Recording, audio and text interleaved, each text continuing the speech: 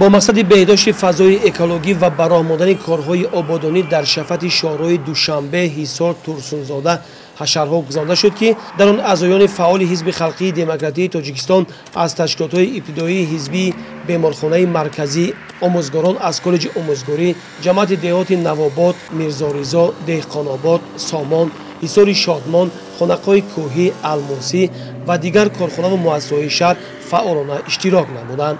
نمایندگان مقامات اجرایی حاکمیت دولتی، کارمندان تشکیلات و اداره‌ها صبح بروقت برآمده با یکجایگی باشندگان جماعت و دهات گرد و اطراف را از پرتو تازه نموده گل‌های رنگارنگ شناندند.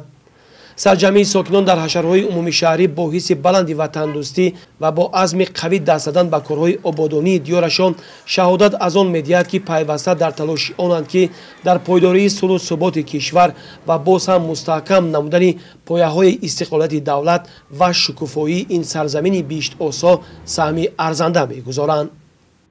اون دستور سپارش‌هایی که از طرف اساسگزار صلح و وحدت ملی پیشوای ملت محترم امامعلی رحمان اوید به جشن 30 سالگی استقلالیت دولت جمهوری تاجیکستان بهر کارهای آبادانی و کبودزارکنی در تمام شهر و دهه‌ها گذرانده شده و این چنین تصمیم گرفتیم که آن نقشه چاره‌بینی‌هایی که از طرف مقامات اجرایی حکومت دولتی شهر حصار به امضا رسیدند بهر وسعت دادن شاهروی محله هشتم شهرک حصار با گل و گلگشت‌ها و چراغک‌های آرایشی کارها وسعت داده ایستادند. ما مردم شهر حصار کوشش به خرج می‌دهیم که بخشیده به جشن 30 سالگی استقلالیت دولت جمهوری تاجیکستان آن نیت‌های نیکی که در پیش داریم با سربلندانه با یک دل و نیت نیک به انجام رسانیم.